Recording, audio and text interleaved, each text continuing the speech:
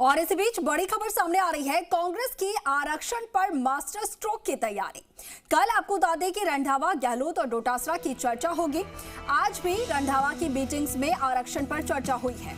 आज का संवाद आरक्षण को समर्पित रहा। आपको बता दें कि एससी, एसटी और ओबीसी के नेताओं से रंधावा मिले और ओबीसी आरक्षण बढ़ाने का दांव खेल सकती है कांग्रेस। 21 से बढ़ाकर 27% ओबीसी आरक्षण किया जा सकता है। रंधावा ने कहा है कि कल सीएम अशोक गहलोत से इस पर बात करेंगे और साथ ही कहा कि मैं भी इस मुद्दे को अच्छी तरीके से समझूंगा। पार्टी उदयपुर डिक्लेरेशन पर चलेगी और इसके साथ ही कहा कि आरक्षण बड़ा संवेदनशील यहां पर मुद्दा है और इस पर विस्तार से चर्चा करनी होगी।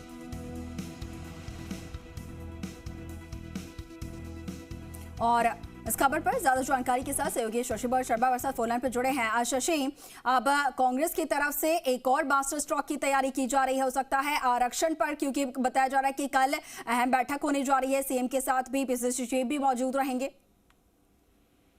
प्रदेश प्रभारी सुखजिंदर रंधावा जब मीडिया से रूबरू हुए तो उनसे बात हुई थी। उससे पहले उन्होंने अलग अलग विधायकों से, जनप्रतिनिधियों से, नेताओं से चर्चा की और जिन नेताओं से उन्होंने चर्चा की उसमें अनुसूचित जाति, जनजाति और ओबीसी से जुड़े विधायक और मंत्री ज्यादा शामिल थे।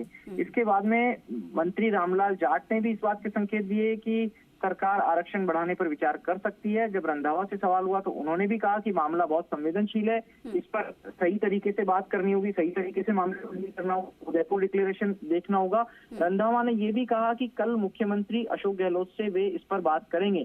पूरी तरह मामला समझकर रंधावा इस पर मुख्यमंत्री अशोक गहलोत और पीसीसी चीफ डोटासरा से बातचीत करेंगे और पार्टी के प्रमुख नेताओं की बातचीत के बाद तय होगा कि क्या ओबीसी के आरक्षण की जो लिमिट राजस्थान में 21% है उसको 27% किया जा सकता है।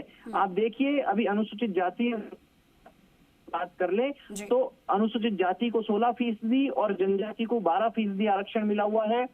21% आरक्षण ओबीसी को है, 5% एमबीसी को है। इसके साथ में आर्थिक पिछड़ा वर्ग को भी आरक्षण मिला हुआ है।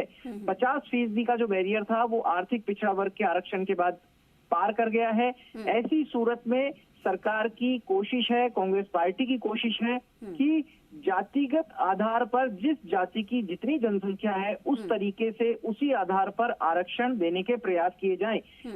मंत्री जाट ने कहा कि राज्य सरकार अपने संसाधनों से आरक्षण देगी। हालांकि एक अलग पहलू ये है कि जब सरकारी सेवाओं में या राजनीति में आरक्षण दिया जाता है तो राज्य के संसाधनों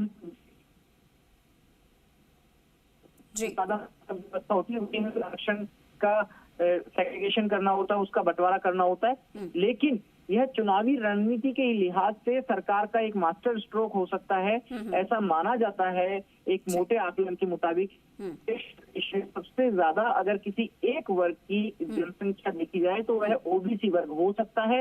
ओबीसी को साधने के लिहाज से यह कदम उठाया जा सकता है। इससे संभावित फायदा यह हो सकता है कि बीजेपी विरोध नहीं करेगी। ओबीसी का जो बड़ा वोट बैंक है, जो परंपरागत कुछ समय से बीजेपी के साथ जाता हुआ दिखता है राजनेताओं को और राजनीतिक विश्लेषकों को, वोट बैंक को, उन वोटर्स को कांग्रेस पार्टी अपनी तरफ आकर्षित कर सकती है। तो यही कारण है कि आज आप देखिए जिन नेताओं से रंधावा ने मुलाकात की उनमें रमेश मीणा, ममता भूपेश, भजनलाल जाटव, मुरारी लाल मीणा, रामलाल जाट और गोविंदराम मेघवाल, टीकाराम जूली, ये सभी आरक्षित वर्ग से थे। इनमें अनुसूचित जाति, जनजाति और ठीक है शशि, फीडबैक लिया।